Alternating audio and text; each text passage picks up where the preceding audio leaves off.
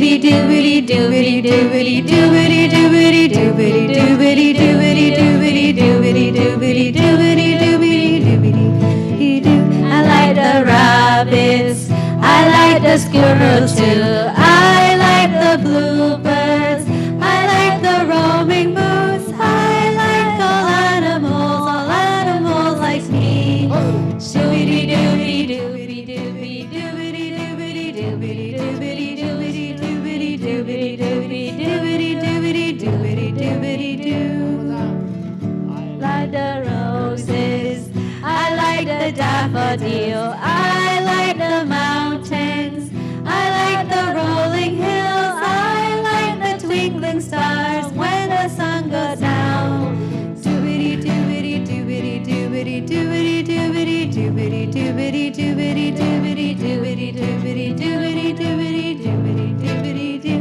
I like the rabbits, I like the squirrels too. I like the bluebirds, I like the roaming moose. I like all animals like me. Doobity doobity doobity doobity doobity doobity doobity doobity doobity doobity doobity doobity doobity doobity doobity doobity doo. Wonderful.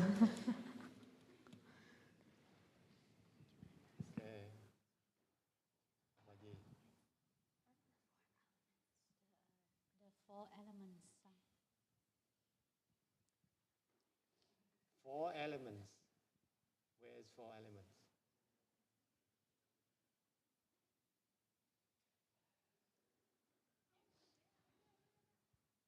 Okay.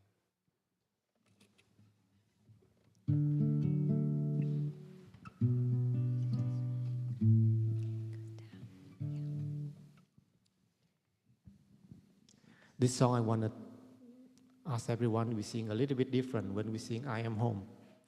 So this song is I am home, right?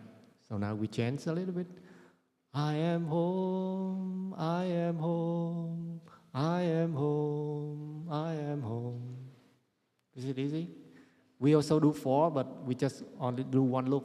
But this, I am home, I am home, I am home, I am home.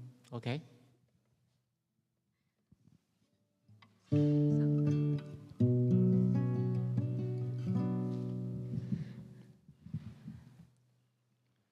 Awaken, Spirit of the earth, I feel you grow in me.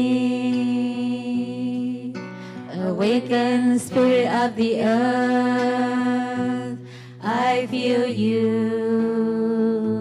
grow in me.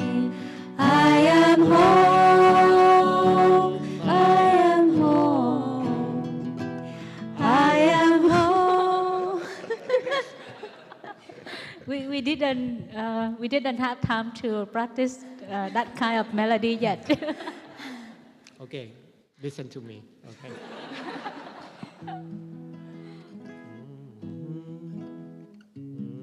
A little bit higher. Awaken, Spirit of the earth, I feel you grow in me. Awaken, Spirit of the earth, I feel you grow in me. I am home, I am home, I am home, I am home. Okay? A second.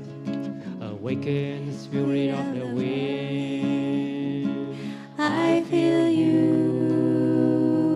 blow in me. Awaken, Spirit of the wind, I feel you blow in me. I am home, I am home, I am home, I am home. Spirit of the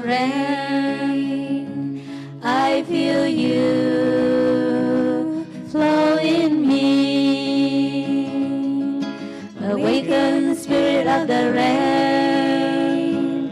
I feel you flow in me. I am home. I am home. I am home. I am home. Awaken the spirit of the sun. I feel you shine in me. Awaken the spirit of the sun. I feel you shine in me. I am home. I am home. I am home. I am home. We are home. We are home. We are home. We are home. Okay, and just get to know. Now is we hear the rap. Now we sing the real one. Okay.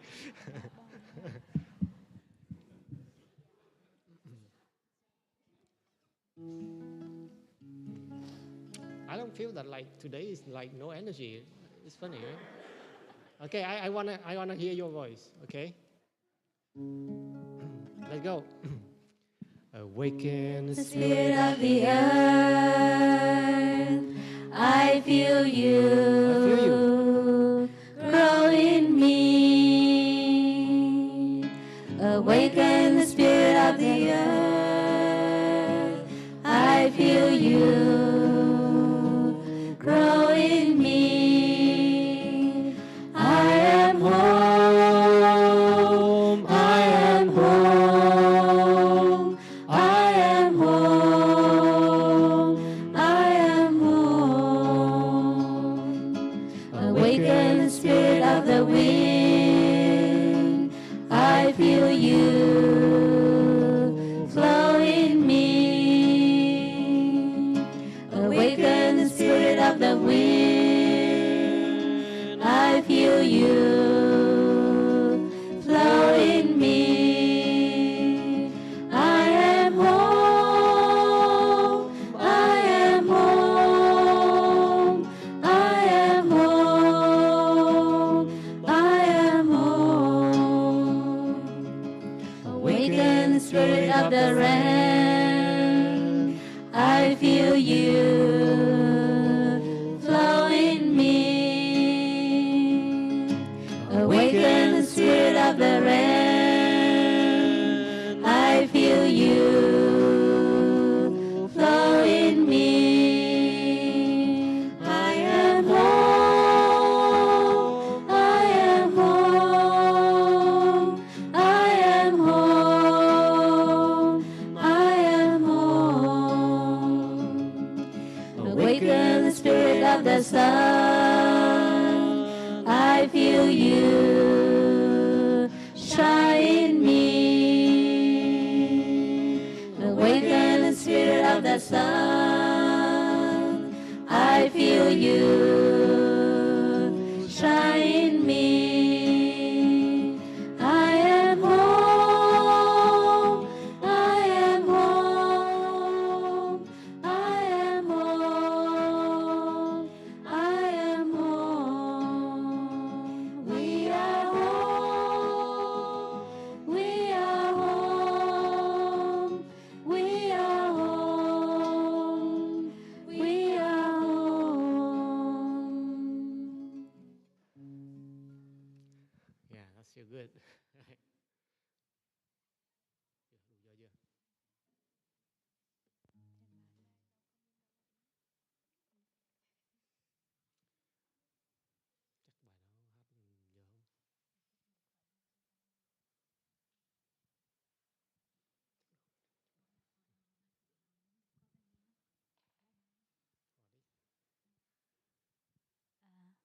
So now we have a chance to sing the last song.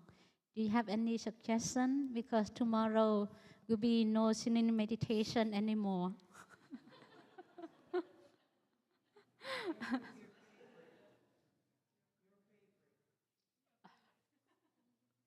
Our favorite. Lot of favorite. Okay, by I am cloudy. Okay. Simple thing again. You like simple, okay?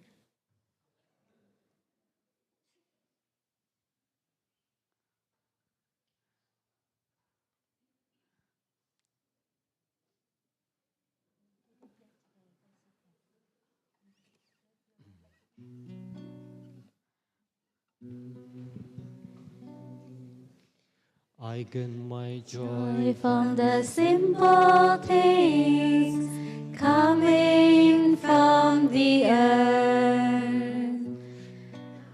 I get my joy from the sun that shines. The water speaks to me.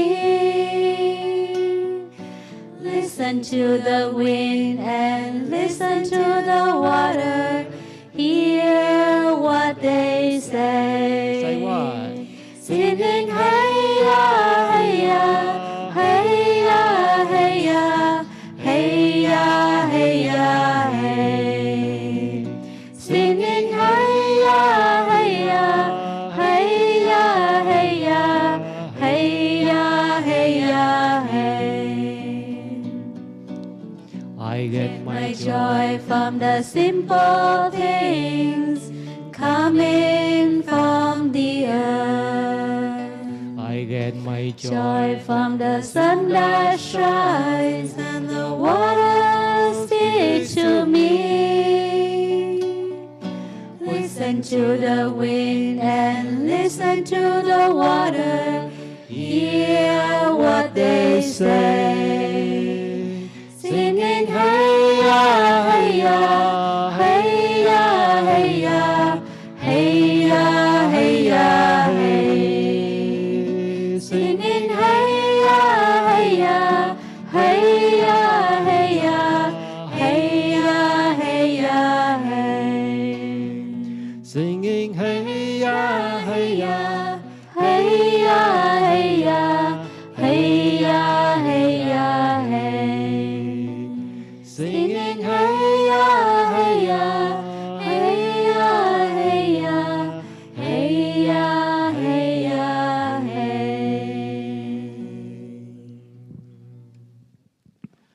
Okay, thank you.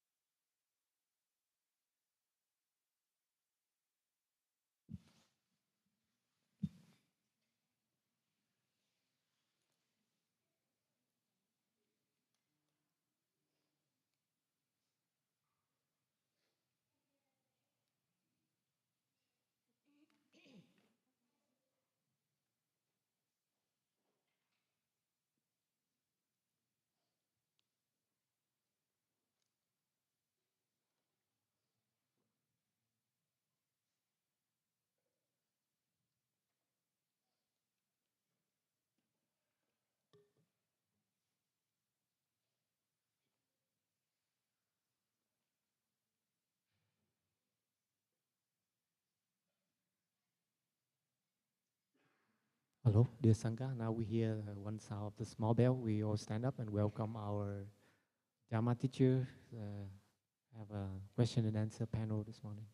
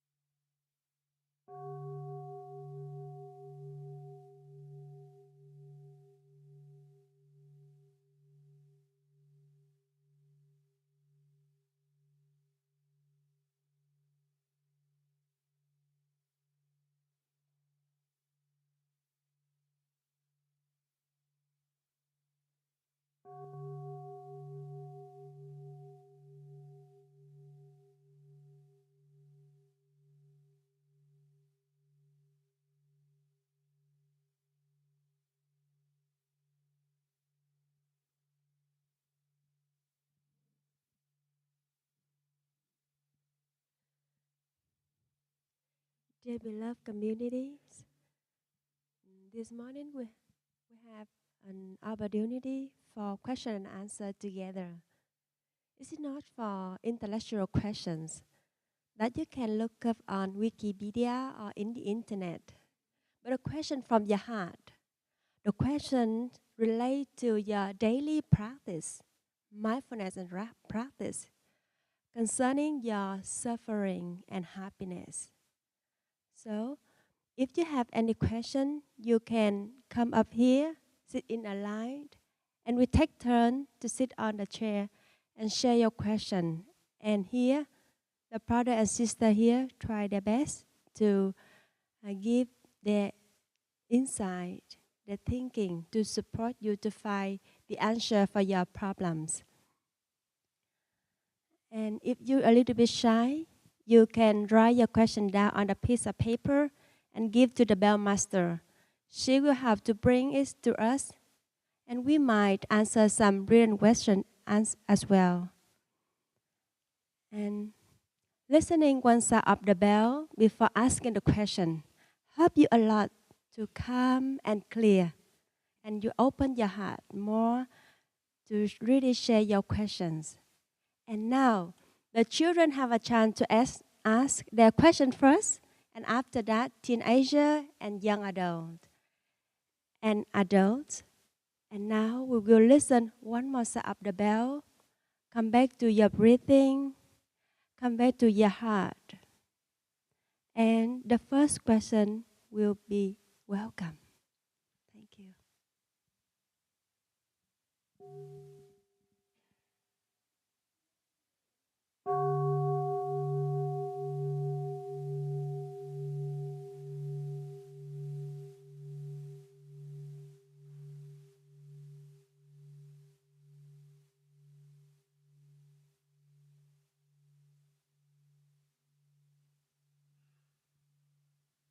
Okay. Any children have a question? You can come up here.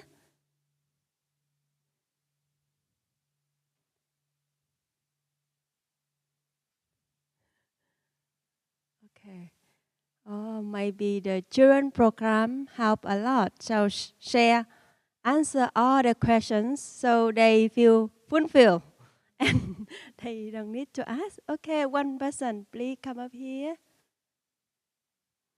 And the teenager, in order to save our time, so teenager, if you have any question, you can sit in the line over there, and the adult also. So we take turn to do it. And now we will listen together one sound of the bell before asking the questions.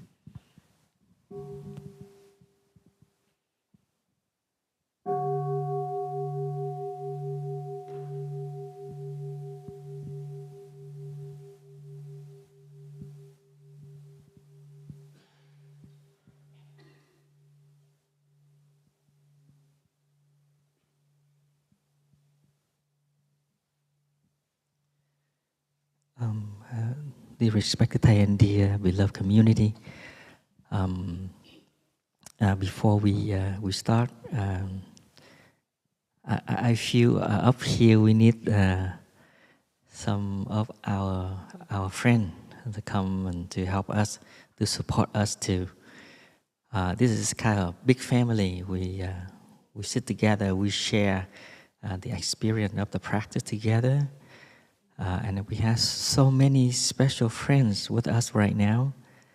But the one I would like to invite, Laurie, can you come and sit here with us? So we can have a friend. she also the OI member, and she practiced with us quite long time. And I also introduce a little bit our brother and sister here in this panel. Further over there on my left-hand side is Brother Fablak. He is our senior Dharma teacher with a lot of experience in mindfulness practice. And next to him, Brother Tru, he have a talent to arrange his work. so he can work everything freely, in freedom. And next to him is Sister Duyệt Nghiêm. She is wholeheartedly willing to help everybody. And she has a lot of many ways to taking care of body and mind. And myself, Sister Hiển Nghiêm, I would love to learn about mindfulness practice and apply it in my daily life. And next to me is the beloved friend, Laurie. Is also the senior Dharma teachers, and we hope everybody here can support everybody a lot to have a good answer at question today. What was your favorite experience at Blue Cliff so far?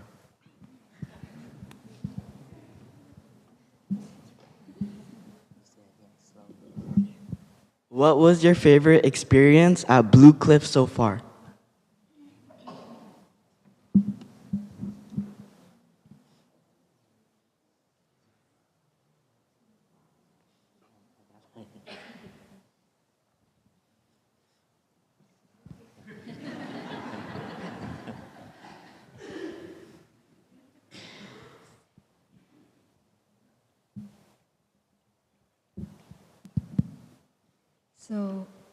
So dear Thai, dear Sangha, do you hear me well? Yeah? A little bit louder, please. So I'm not going to wait until the hardest question. So I take this opportunity to share a bit about my experience here, especially my favorite experience. So fortunately, I like everything here. So that I become a monastic and I stay here happily and joyfully and willing to help a lot of people come organize the retreat. So first of all, I like the nature. I feel we are so lucky to have such a beautiful nature in our center, practice center of Plum Village. You can experience to here or Plum Village in France or in Germany, everywhere is so very beautiful, and you can benefit a lot from that. So we can, with the beautiful nature, we can come back easily to ourselves and enjoy the beauty of the nature, and the space of the nature can help us to have more space inside. And we have a beautiful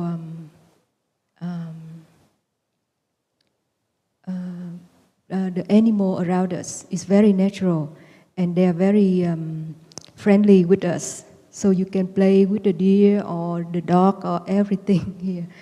And the tree also, you can go to the forest and sit next to the tree and feel very peaceful. So I like it very much. And second thing I like to be here is the relaxed rhythm of the Sangha. The activity or things is not so tense, it's not so intense for me. So comparing to the Plum Village friends. So I have time to take care of my body and mind, to take care of my practice. So I can follow all the activities here with my joy and volunteer to do that. It's not someone forced me to do or I have to do, but I really want to go that because it's nourished me a lot, and we have time for that. All the activity, I like it very much, like sitting meditation, walking meditation, eating. We have time to do that. And I profit a lot from the time and space in activity. And maybe many things, but I just share something that I like the most. Is the organize the retreat for the lay friend and host the lay friend come. It's actually nourished us a lot, even more work for us but it's really some exchange energy each other. So because you come, we organize the retreat and we nourish ourselves a lot. It's truly like that. Yeah. So it's very joyfully when we work together to organize the retreat together among the monastic, not only with the lay friend, but yeah, it nourished everything, nourished a lot. Yeah. So it's my sharing. Thank you.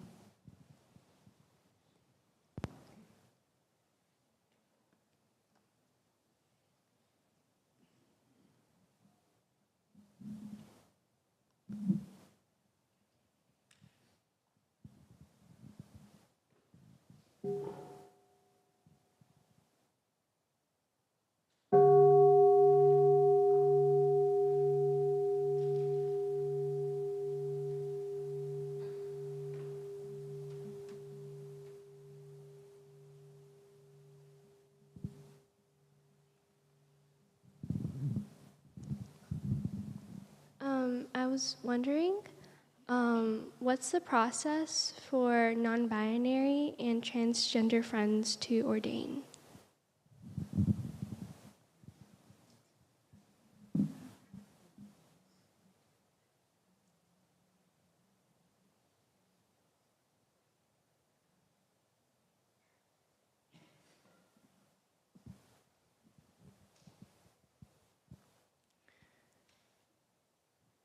So, dear respected Thai and dear beloved community,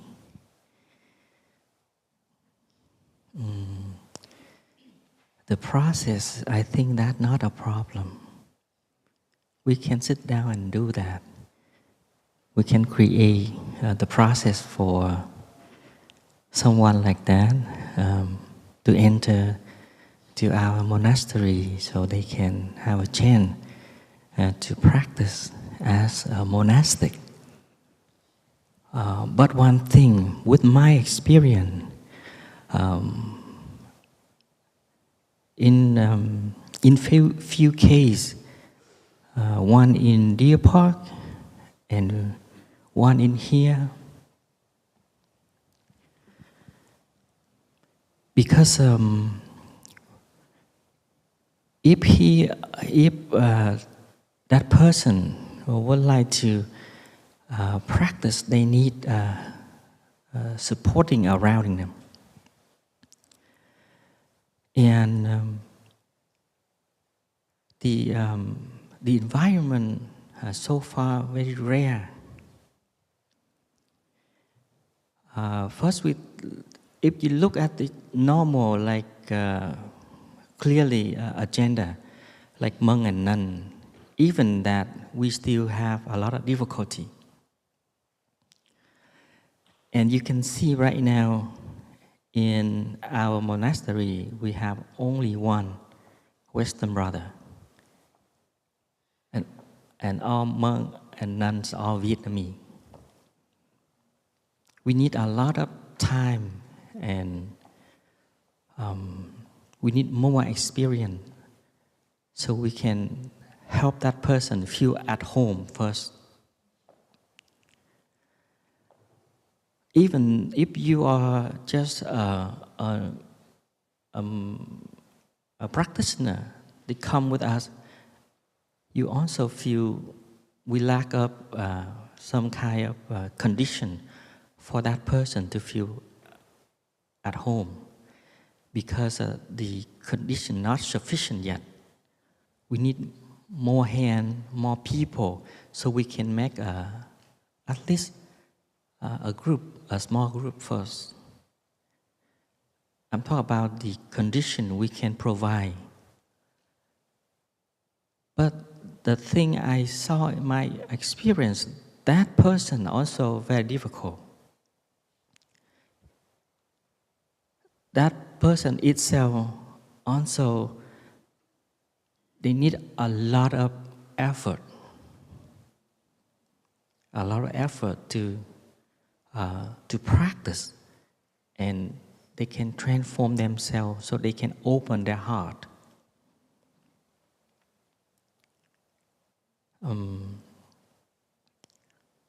And right now, I think we need more discussion. We need more condition to go further. Because we don't want you to come to us and we lack of understanding and make you more suffering. And also the precept, the monastic code, we need to renew it.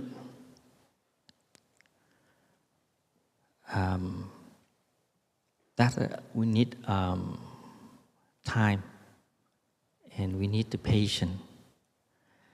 And the person itself also need to open their heart, because that's very, very sensitive, very sensitive. That person already have a lot of conflict in themselves already.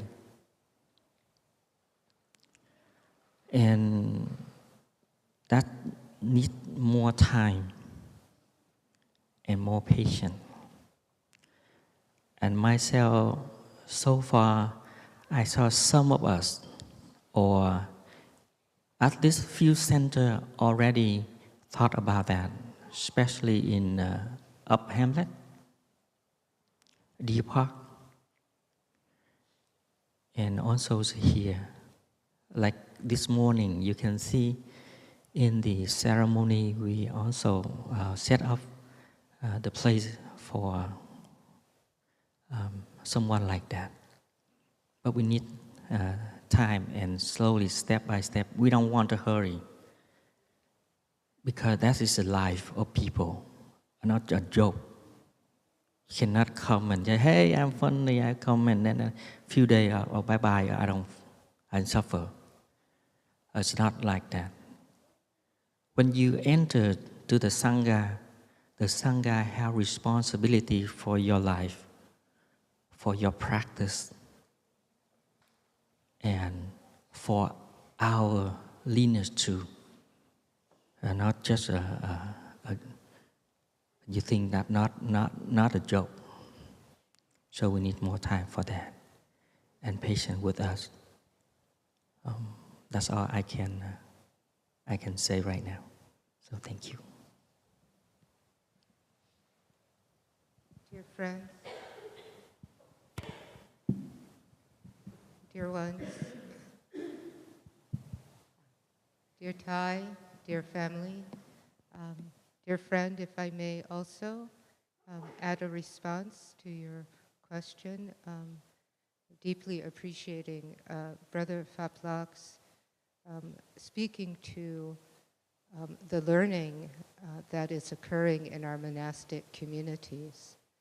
And one of the ways that we all learn in the Mahasangha is from each other. And there are times when the lay community learns very much from the monastic community, and when the monastic community can learn from the lay community. And one of the things that we find is happening now is that within the lay community, our sanghas are understanding much better how to be inclusive of everyone, of very different and varied, special and not special circumstances and conditions.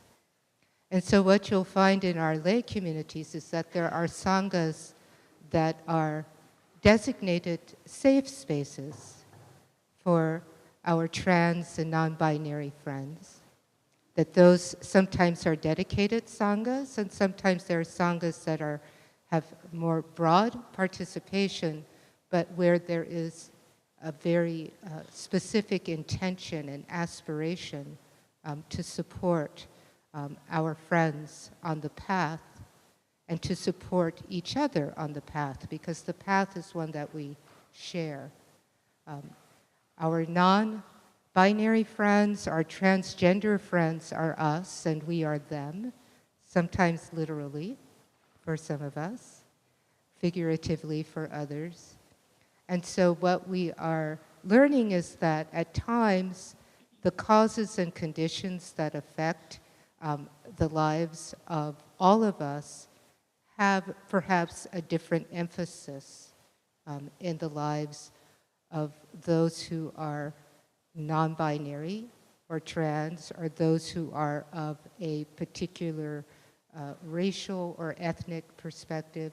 In other words, we really are, in our sanghas, attempting to make those spaces really relevant to the lived lives of the people who come to them, however they identify. And so it is from the experience of those sanghas, primarily in the lay community, that we're able to bring back to the broader Mahasangha deeper understanding, a deepening of experience and a widening of our ability to look deeply into how we can practice together, all of us. And so we see, for example, that there have been recent changes in our third mindfulness training. And those changes come from the conversations that we continue to have with each other to understand what is the lived experience and how we can live the Dharma in lives that have different causes and conditions. And so I think what we will see, and what we are seeing, Brother Fablak is speaking to this, what we will see is that some of the experience from the sanghas, from the lay sanghas, will come to inform the conversation in our practice communities. And perhaps some of the things that you see in this retreat, which are so beautiful to see that there are spaces that are dedicated for those who do not wish to choose a gender in our practice, and that even those who may live with a specific gender may sit in other spaces, as we saw in our ceremonies. Perhaps in another retreat, when you come back, you'll see another innovation because we are learning, we're conversing, and we're understanding how to put into practice that deep love and compassion so that it really is inclusive of all.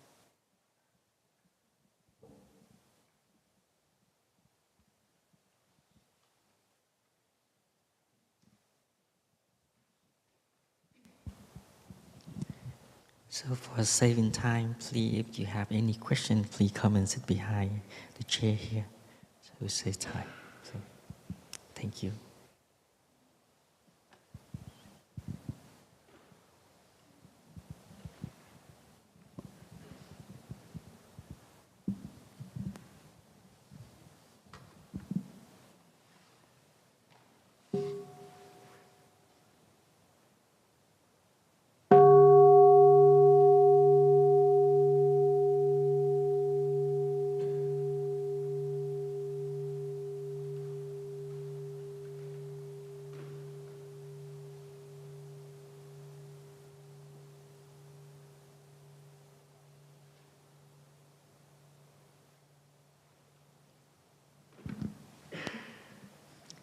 Dear friends, dear Sangha, I asked this question to a sister yesterday, and her answer was, "That's a good question. You should ask it tomorrow." So I'm asking it now. I often find that when I feel I've done something wrong, especially more for the smaller things, whether it's, I was late for something, I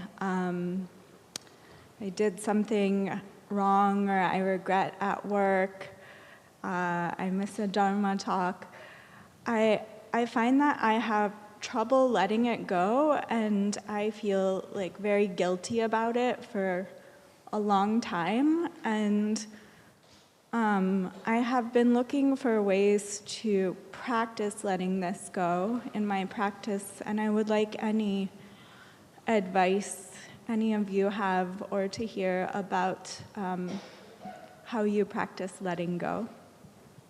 Thank you.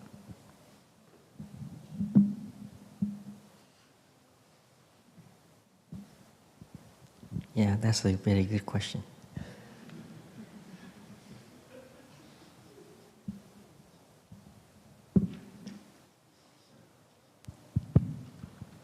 So, good morning, dear Thai, dear Sangha. To your questions, I myself, sometimes I feel the same thing, or I do the same thing, and I feel uncomfortable, and I feel non-acceptance of that mistake. But as I come to the practice, I know that life is changing, and every moment is impermanent. It's like when you wake up in the morning, sometimes you wake up, feel very fresh, but other days you wake up, you feel very tired. And you look closely is to what you have done before, the day before, the night before, or even a week before. And so if you look closely to the cause and conditions that cause you to act, say, or think, or even the solution has always repeated itself, then maybe you can change the way you spend your day, or change the way you come to work, change the way you eat, change the way you wake up in the morning, so that whatever you do is a ladder, is a step-by-step to changing, they call it old habit energy. It's like walking in a forest. The more you walk, there is a path created. But if you change that path, you walk a different path, a new path will create, and the old path will cover itself day by day, month by month, year by year. So in your practice, if you can put more energy into your mindfulness, your concentration, then one day the insight will come, because you know that, I have done this once, I have done this twice, I have done this third. I should learn from that mistake. I shouldn't follow it again, so that you will find a new way of thinking that affect your acting and affect your daily life. It's okay to make mistake. It's okay to fall. But when you stand up, accept that and learn from that experience. We learn in our practice that without mud, a lotus cannot be as beautiful and as fragrant. So the mistake that you make in life, that is the mud. And use that as a compost, as a mean to help you move forward, to help you from a negative over to the positive side. From a non-mindfulness to a more awareness, concentration, and insight. Some simple thing can easy to overcome, but the hard thing takes time. Because I myself, I'm 40 now. So all the experience that I've been gathered up, it takes time longer to change. So for you, it might take weeks, months, but always keep your mindful breathing and steps. And when you have time, come back to yourself and maybe jogs down, why have I something that I have not overcome yet, and find it. Look deep into it, what's the cause and conditions. And once you untangle that knot, you'll be more free. That is how our practice is. When we turn to our breathing, it's not just to breathe in and out, but to calm ourselves, to calm our mind, bring our mind back to our body, and recognize the tense feeling, the knots, all the things that have made us suffer for so long. And continuing with your breathing, you relieve that tension first and then find out the solutions. So it is always reminds us, it is okay to make mistakes, but once you accept it, it's easy to let go. Letting go is by accepting. Without accepting, you cannot let go, because you are afraid that if you don't let go of something, who am I? Sometimes we hold on to something that we are afraid to let go, because without it, we don't exist. We don't know who we are. Sometimes our suffering is like, I need that suffering so that people know that I'm suffering. But if you let it go, you'll be someone else. And you might be much, much more happier. So don't be afraid to let go. Just drop it. The more you hold on to it, it can cause cancer. So just let it go. Either sitting, either walking, or either laying, or even eating. all the things that we do in life is a gratitude. And from that gratitude, we learn to say it's okay to make mistake. It's okay to let go, because each day we have a new condition to be happy. Right? So accept, embrace, let go. Thank you.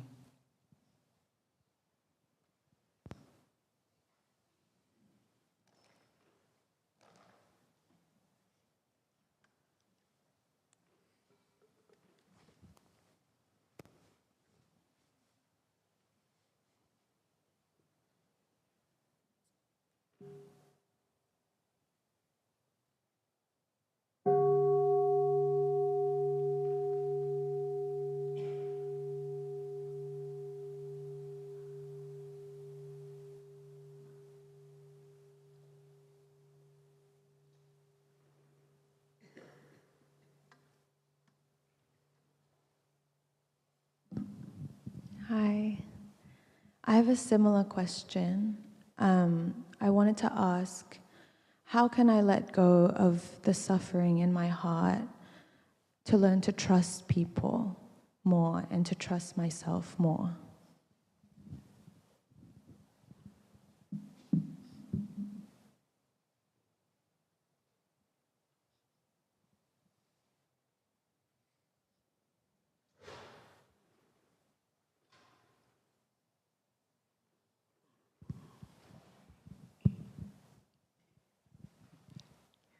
So dear respected Thai and dear beloved community, we have so many good questions now.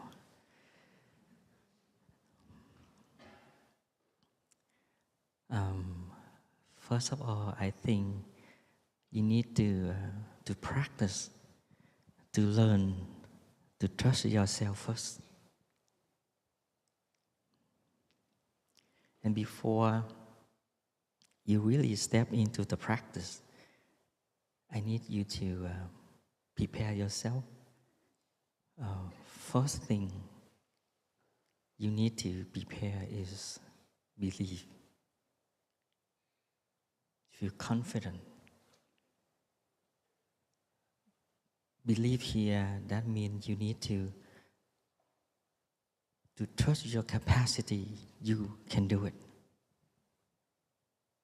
That's the first step you need to make. And if the first step you cannot do it, I think the situation will be the same.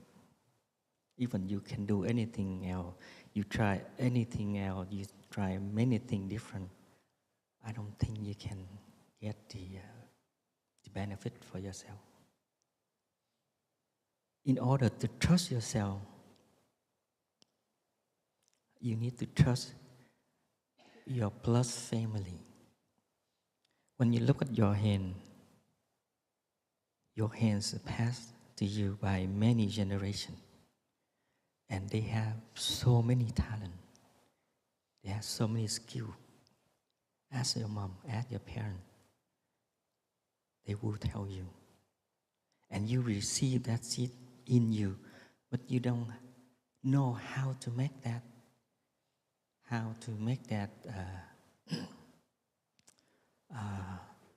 become your skill. So I need you to go back to yourself and learn how to trust yourself and learn how to practice calmly relax and stillness in yourself. I'm sure everybody has that kind of seed in you. You just go back to yourself, do it. And when you're successful, just 1 or 2 breaths, you already have experience. You have to know where you are.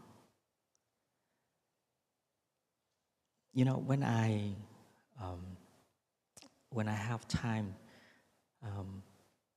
to have conversation with someone, if they came to me and they said they have a lot of difficulty, I say, you are the good one.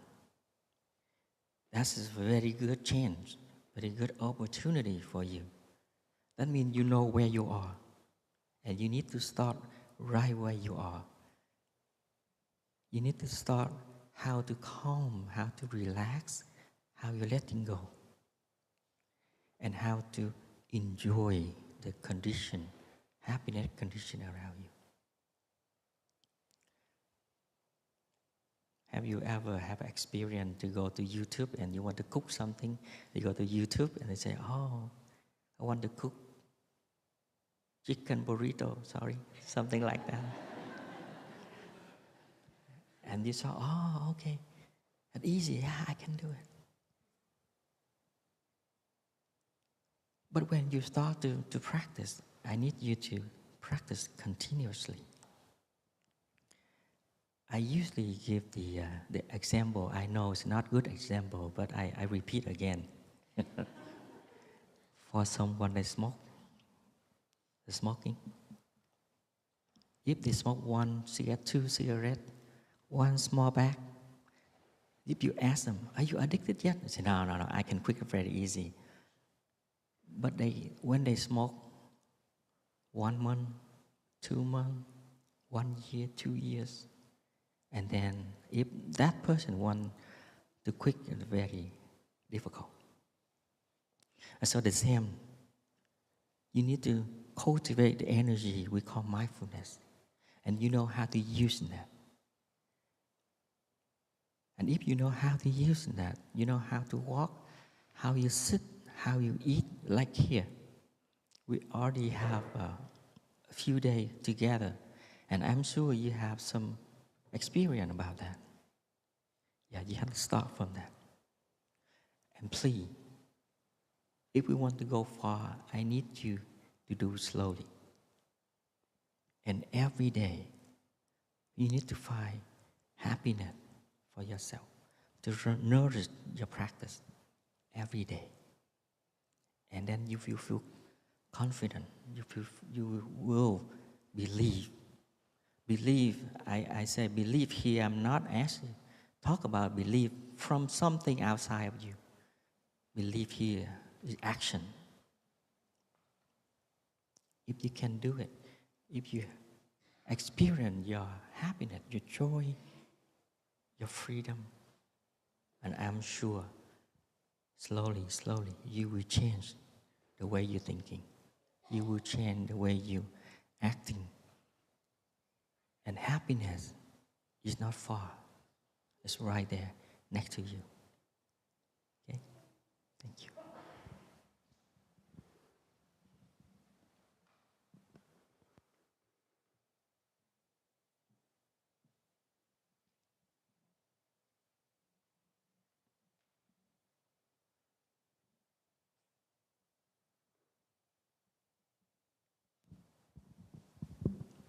No more questions?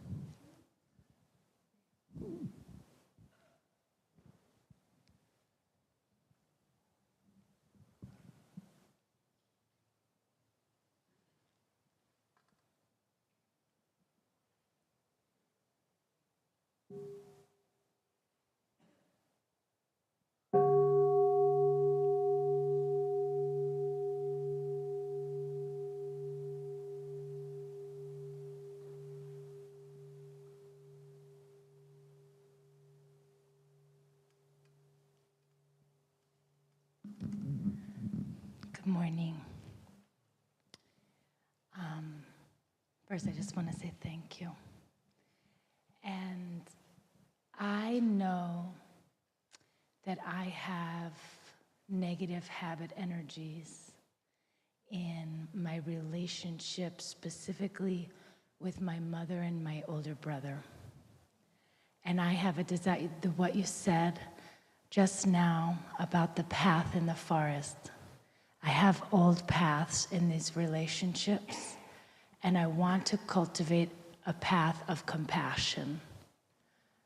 I want to feel, I know, and I got a very clear message in meditation before I came here that the solution was compassion in those relationships that I'm finding challenging. And I am wondering about practical, everyday, daily things that maybe some of you might do to grow the seeds of compassion. how to grow the seed of compassion.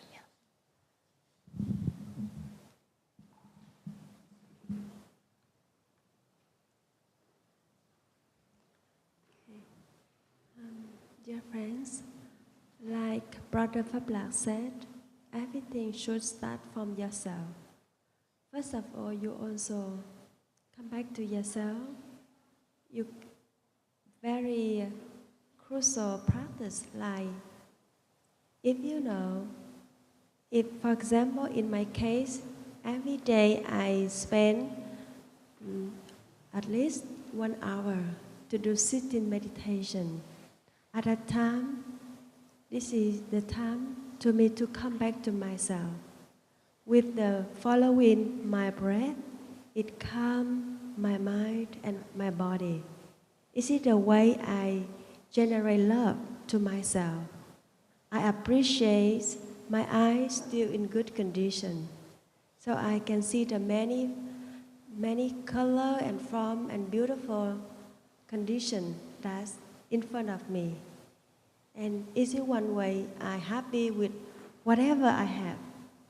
And study sutra every day with a lot of beautiful words.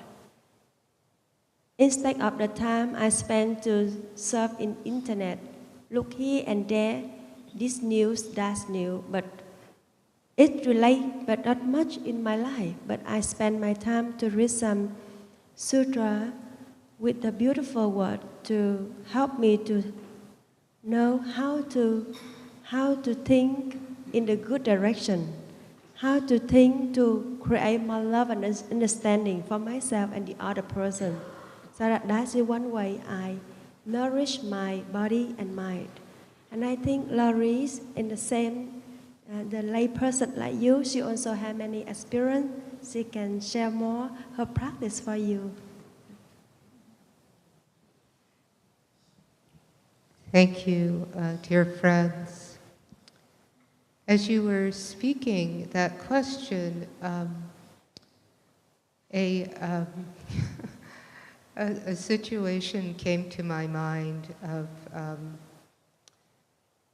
someone that I was having a lot of difficulty with, and that I really wanted to feel compassion for, but the compassion just wasn't there. And I knew it wasn't going to come for a while. And so one of the things that a dear friend and teacher advised me to do was to engage in the practice of loving kindness meditation, which is a very simple and basic meditation, where we first offer loving kindness to ourselves, and then we offer it to someone whom we love, brings a smile to our face. We then offer that loving kindness to someone who's neutral to us, and then we offer it to that person or situation where there's difficulty. And what I came to understand was several things, is that in that practice, it's actually rather similar to the way that we listen to the Avalokiteshvara chant when the monks do it for us when we first come to this retreat. We come in, we're kind of tired and bedraggled, and we listen, and it begins to uplift us, and then our hearts expand, and we're able to send the energy out into the room, and by the time we're done, we're in love with the universe. And that's what the loving kindness meditation does. It cultivates that expansive heart in us. And just like the path in the forest, it's something that we repeat so that the capacity deepens. So the first few times you do it with that person, you feel your body shrinking, you feel that tightness. But after a while, there's maybe a neutrality that sets in. And then after that, there's this openness that occurs. And even a curiosity about the suffering that must be present in that person. And that's where true compassion is born.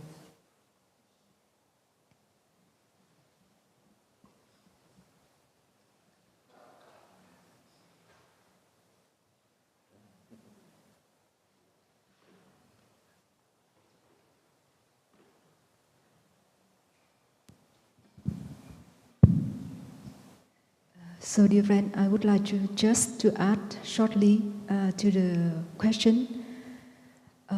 For me, to have compassion, we need understanding. We cannot love, we cannot be compassionate if we don't understand that person. So, in our daily life, I try to understand that person more. Why they do that? Because maybe for some reason they have some suffer. Everyone have some suffer in their heart. Even they look very successful, they look very bright or joyful something, but something like that. Everyone have suffering in their own, and when we see that, we just want to be compassionate with that person. We just want to love or find some way to help that person. And especially if your mom or your brothers, sisters, you can maybe you can easily to look deeply into their life and their suffering in daily life. And secondly, we try to think that in many sides, like in a meeting, we have many ideas, but we try to include all the ideas to have the result. So we try to think in such a way that we can be young, wrong, or right. Maybe you see things from one side and another person can see things in another side. So it's okay, sometimes it's okay, so we don't need to push them or to expect that they have to do something like this or like that. So we have more respect to that person, and when we have more respect, more understand and about their dark corner, so we have more compassionate. Thank you.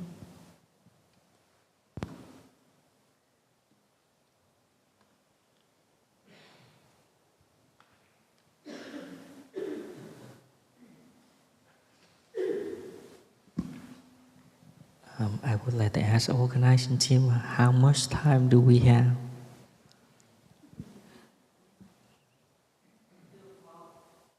Until 12. Thank you.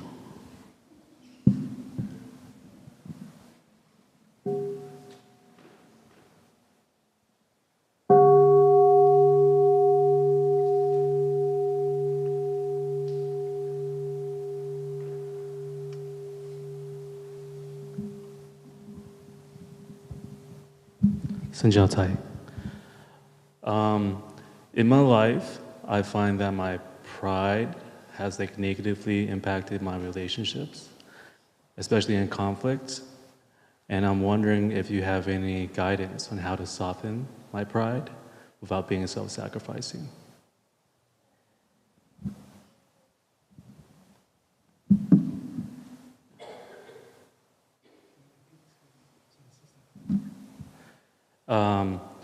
I've found that in my life, my pride has impacted my relationships, especially in conflict.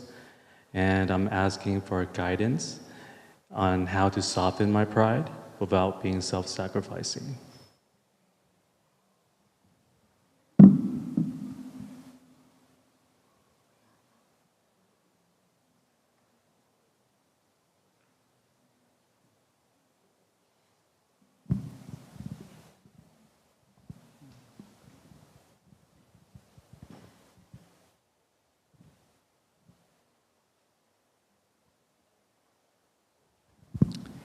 So, dear Thai, dear Sangha,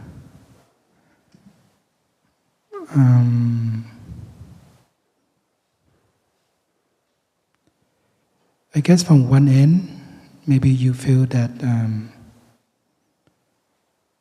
the pride that you have contributed to, you want to prove yourself, you want to stand out, you want to be recognized in terms of society, your family, your friends, and everyone else. There might be some suffering that have caused that as you grow up. You might have seen something, heard something, or been inflicted by from the external condition that have made you to think and to act until now. And day by day, when you don't know how to untangle it and nourish it, it might become lean toward a negative side more. And now it have caused suffering, and as you see in terms of your relationship. But if you come to the practice and you see that nothing is the same, nothing's always there. If you don't know how to nourish it, it will cause more suffering, as you see now with your relationship. But understand that in a relationship, both sides need to help each other. She also has something that needs to be recognized and need to be praised on. You too have a negative side that you need to accept. You need to also understand that it is okay to make mistakes. And it is okay from that mistake to make it better.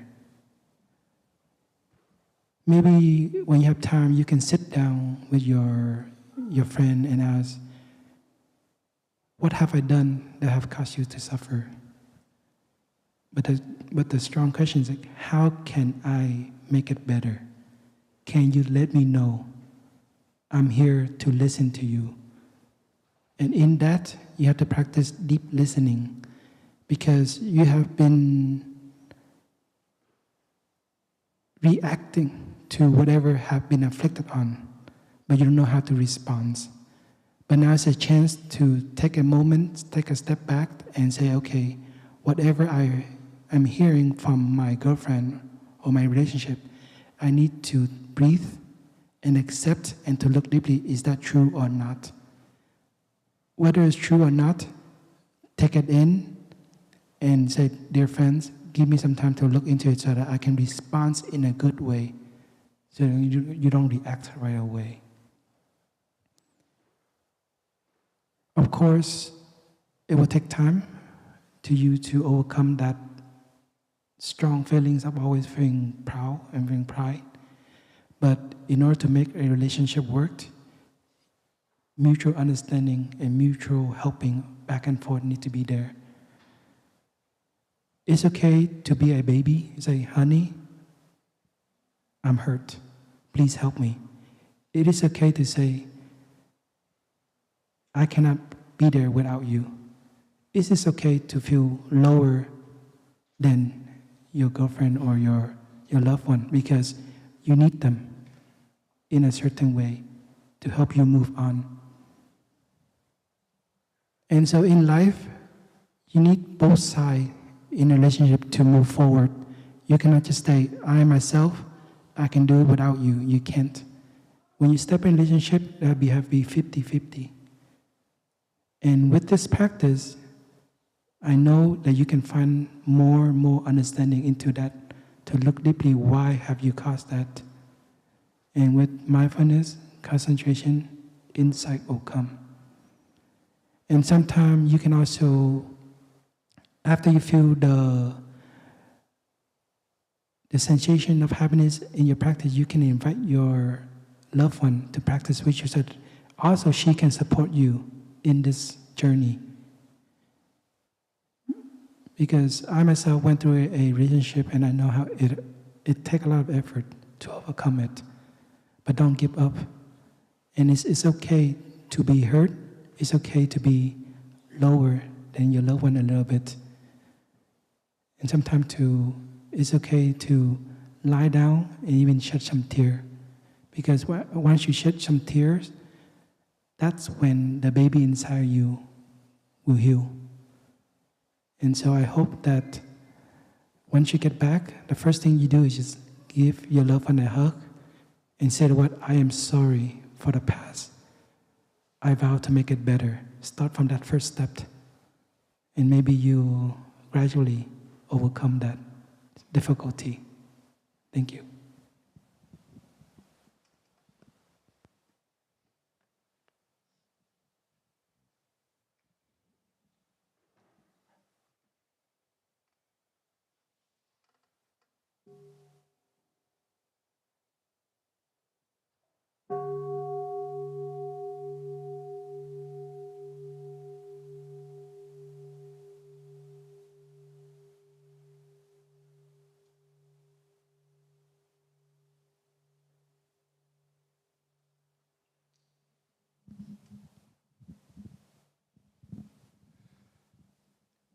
Something that I have been aware of for some time, but is much more apparent in a setting like this, is that I tend to put up walls.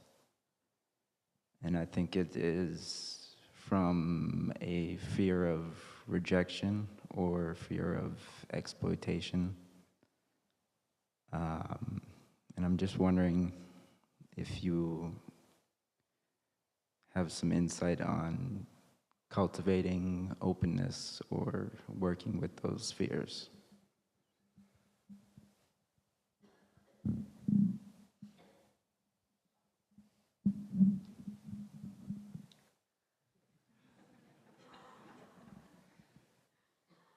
Dear Thai, dear friends,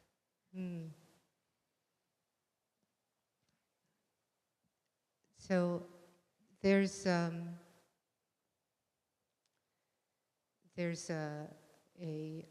set of teachings regarding non-fear, cultivating non-fear in ourselves.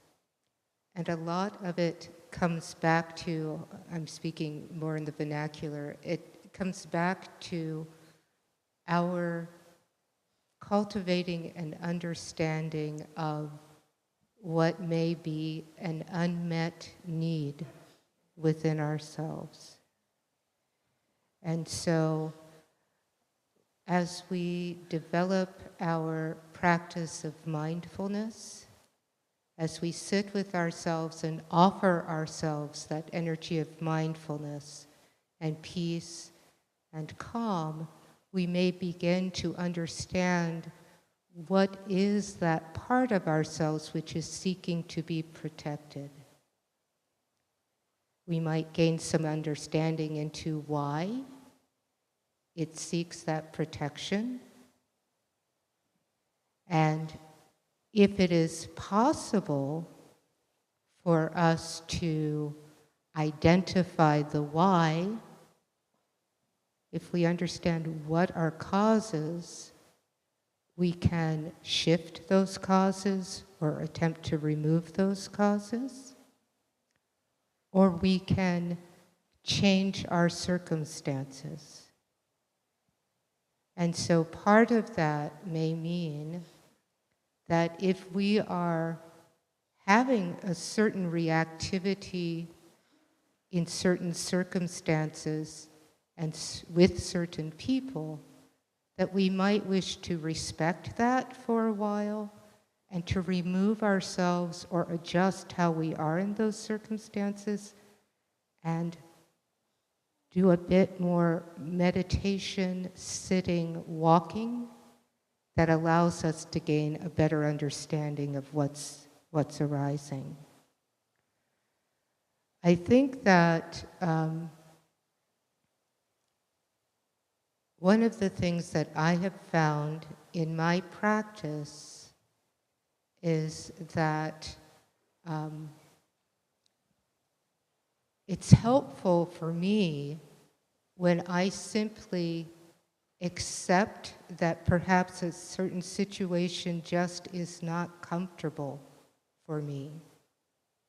For whatever reason, I may not understand that in a particular moment, but I respect that and offer a certain kindness to myself about my lack of capacity in that moment.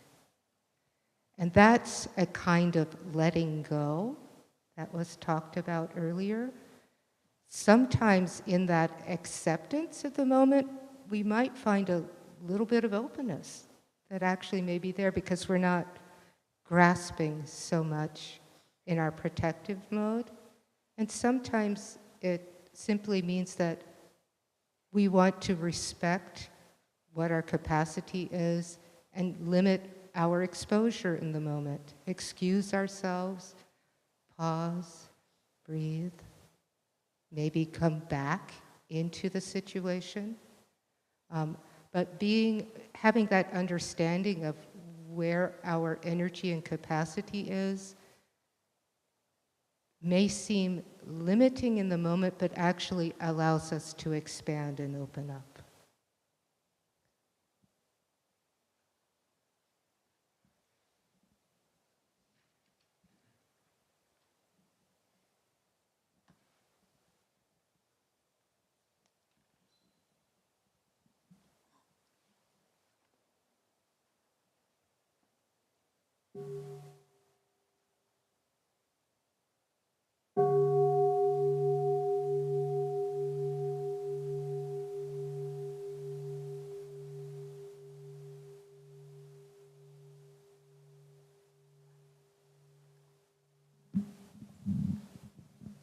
Hello.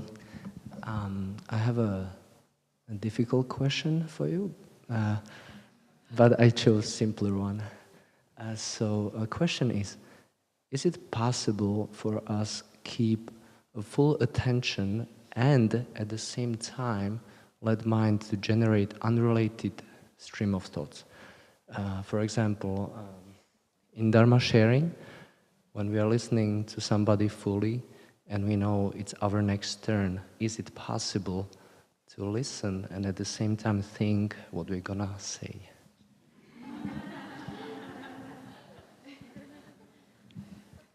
It's a very difficult question.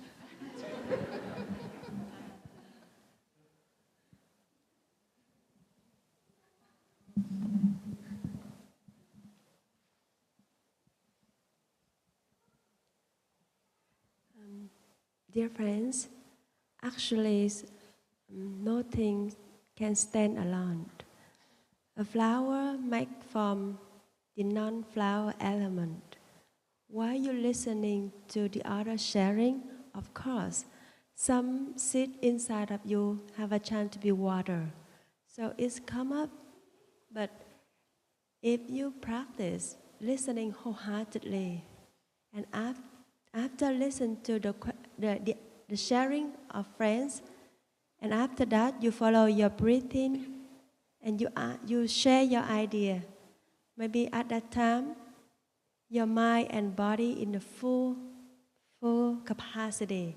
So your idea more fully, and the way you share, easier in a calm and clear voice, not mix up things a little bit and say, think a little bit and say, and you can see, difficult for you to see the whole picture.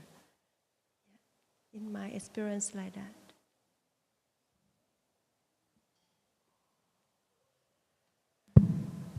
So, dear friend, thank you so much for your difficult question. I just want to share about my practice and my understanding. So, when we are mindful of something, so we mindful of something, and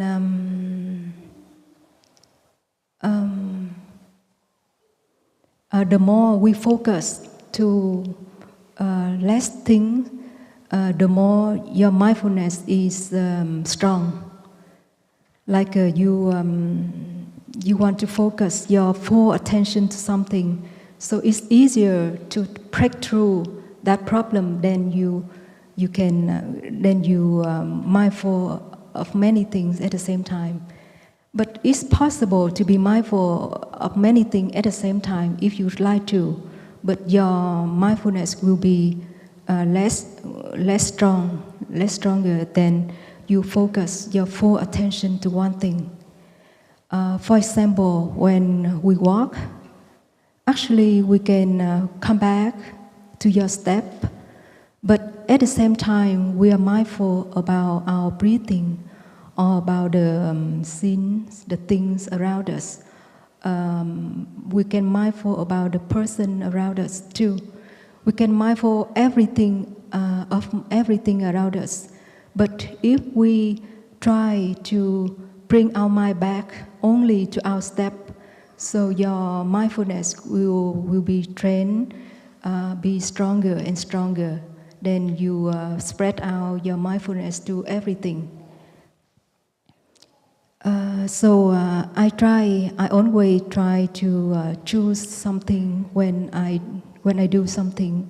Like when I wash my bowl, I focus my attention to the contact from my hand and wash the bowl and feel the feeling of the water. Water is cold, warm, a little bit hot, something like that.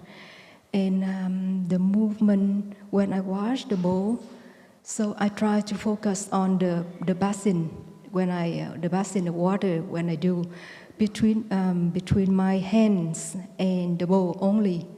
It's not something like the next basin or the people around me.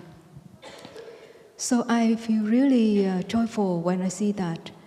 I can stop completely. Yeah, we can stop and slow down everything completely. So, example, when you go to the Dharma sharing and you think that you want to share, but you want to listen that person too.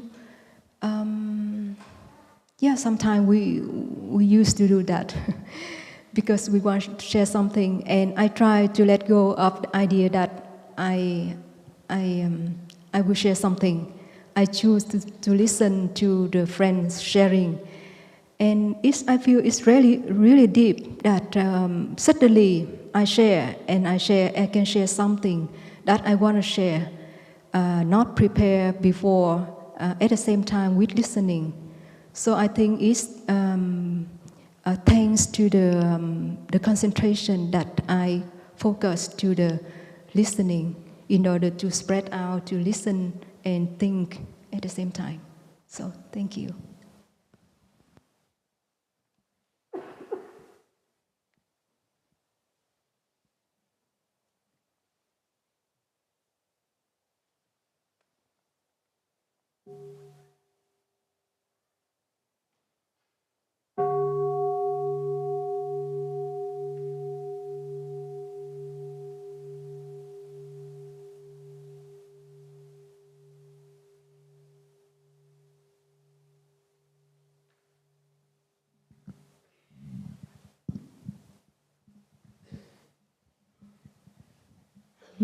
So my question is about family estrangement.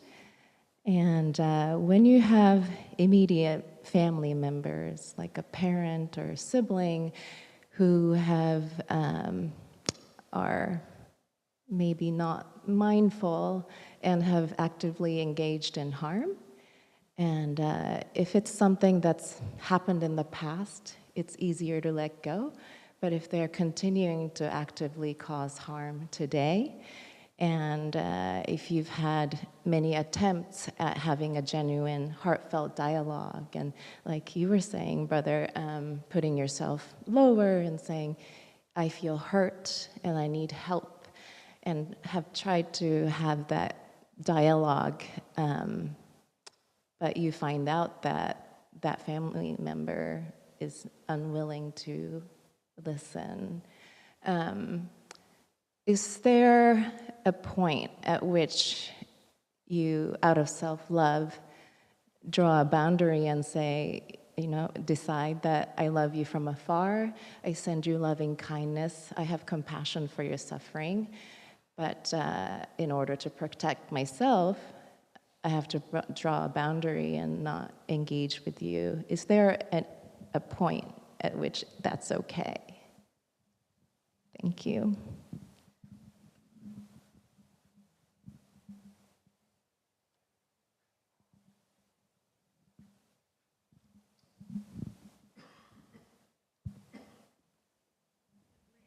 ask you more, what can you actually would like to want in this relationship?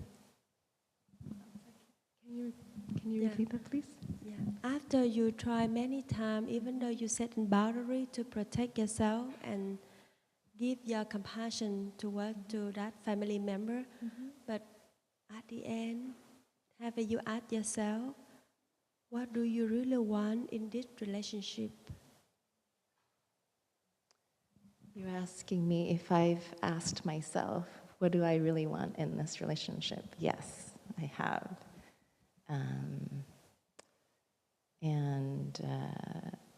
What I really want in the relationship, ideally, is to be loved and love in return. Yes, that's what I would like. But I've decided to give up on that hope and to and to practice loving myself, because ultimately I think it's unreasonable to expect anybody that's external to you to love you. So I don't know if that answers your question.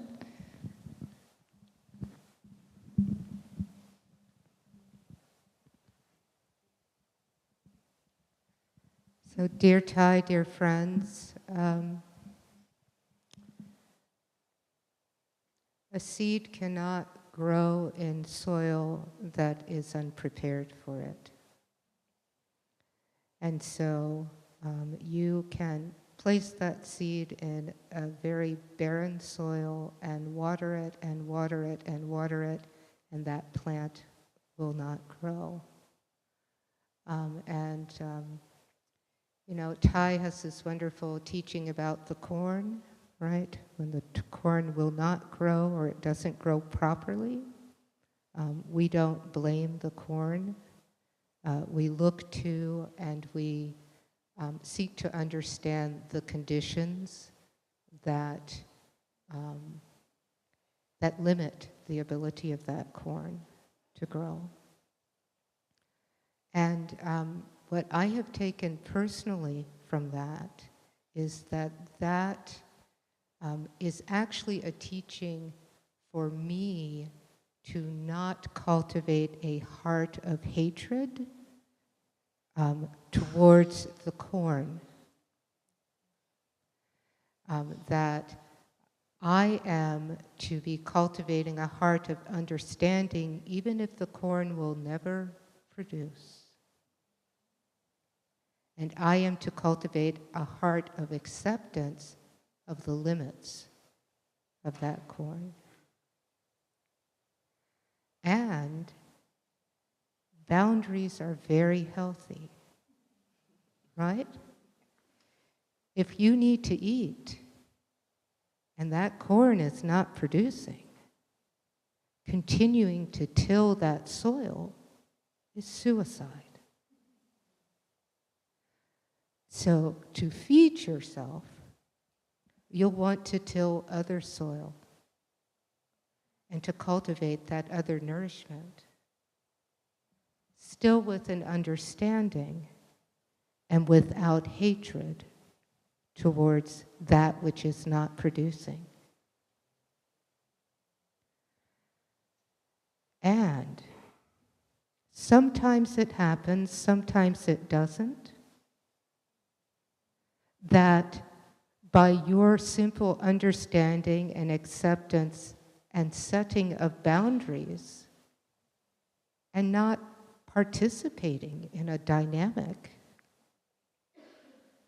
using our silly corn analogy, continuing to till and then condemning the corn,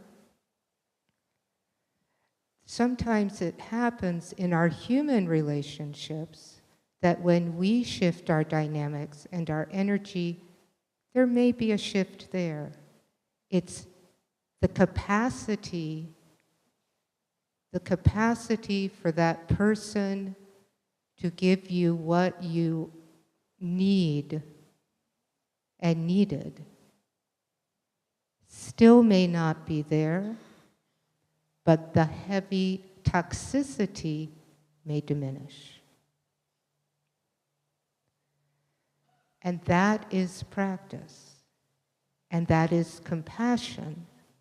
Compassionate understanding, interbeing does not mean that we keep ourselves in situations that continue harm for ourselves and others.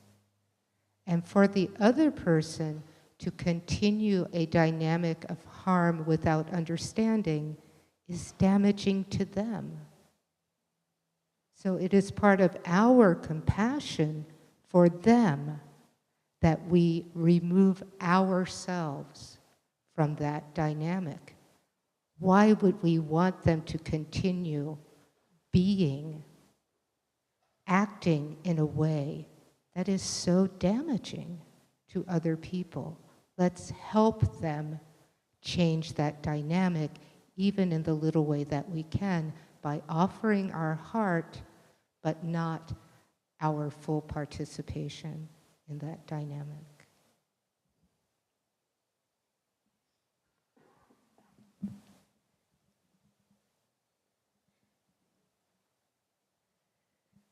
For that question, I think she know what to do, and she just need us to verify something. So she have.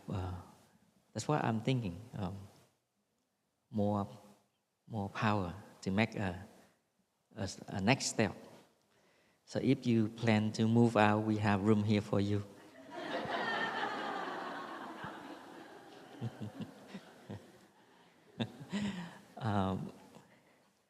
Really, can we have one more? What do you think?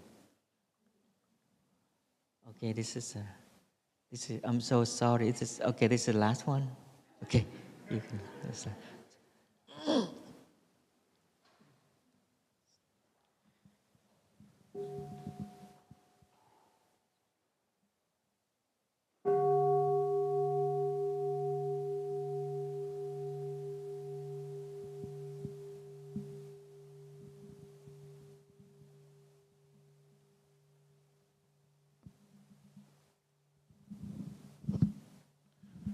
Good morning, almost good afternoon.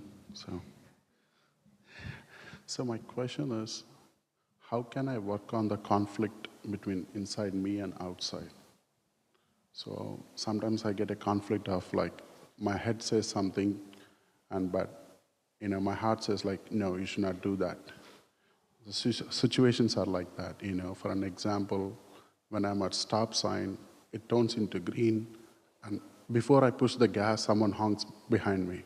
I'm like, I have to stop now, get out of my car, and go there, tell the person, it's just been a second, bro. Why you are like honking on me? And my heart says like, it's okay, let it go, it's a honk, But it's always get, even though I answer myself, next time when I hear a honk, I get that anger on inside me. It's keep coming back, even though I tell myself. So how can I work on that? That's my question. So, thank you. So for quick answer for you is, I think you already heard so many answers from the panel. Look like you need, in yourself, you need to cultivate the compassion for yourself. You easy to irritate, easy to take action because you need to pause a little bit. And even if you want to do that, I think you need to practice, spend more time with your breathing. Because I need you to change the direction. You pay a lot of attention with your emotion. Now I want you to change your direction. I want you to spend more time with your breathing. And really remember, this tradition, Plum Village tradition, will not ask you to breathe, but not like that. The breathing here always have awareness. This is an in breath, this is out breath. This is a calm, this is relaxed. This is letting go, and this is a present moment. In the breathing, always contains something. We call mindful breathing. So I need you to practice in such a way that every time happen, go back to your breathing first. In order to do that, I need you to do regularly every day. Like here, every time we heard the bell, we hear the bell, everybody stand up and breathe. And everybody to practice reading meditation throughout the day. And I'm sure on the last few days you have something to change in yourself. That's why you stay at the end. And I hope you just continue to doing that. So you build up day by day the mindfulness of breathing. You pay all attention, to shift attention to your practice more than attention to your emotion. And when you cultivate that kind of mindfulness, I'm sure slowly will change. The way you're thinking, the way you're acting. But you need a Sangha with you. Because that seed is very strong in you and very strong in any of us too. That not only your problem, many problems with many people too. So, but the important thing is we know how to practice. That's the key. And the key here is remember, I have arrived, I am home, the present moment. If you can go back to your basic practice, you build your foundation. So every time you go back, that foundation we call arrive and home. It means always to have to go back to your foundation, to go back to your practice. So you will avoid many things around you because the habit energy is very strong. You need to change, you need to shift that energy to the practice. I hope you're successful. That's need a lot of patience and believe, to trust yourself, you can do it. Okay. Thank you. And thank you very, very much for many good questions. So far, we know we already tired now. I think enough for this morning and enough for this year.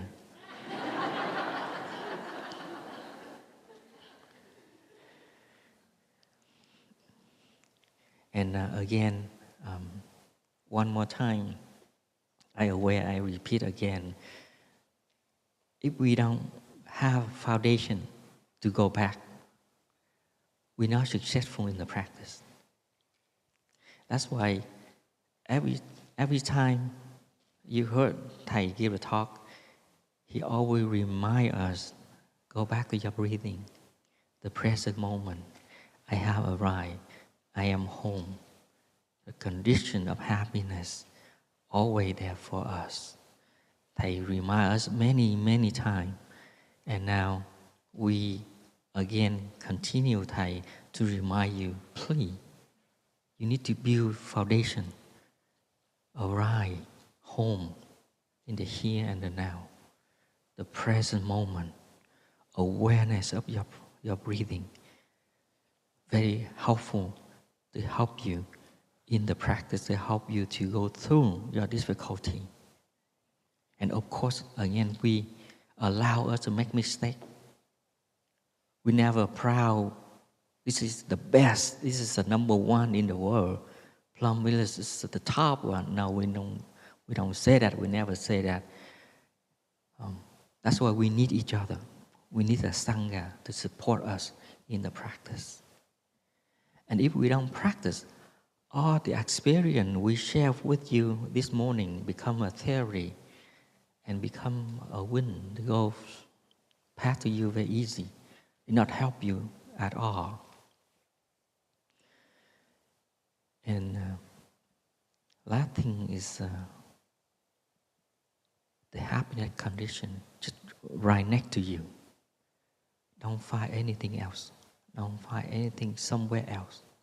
But just right there next to you. And thank you very much again for the panel here. Thank you, all the sisters. Thank you, Laurie. I know at the last minute I invite you to come. Thank you very much. Honor we have you with us. And again, you are always important for us. We learn a lot from you. And we need each other. And again, Happy New Year to you all. And I wish you successful, happiness, enjoy, stable in the practice. Thank you.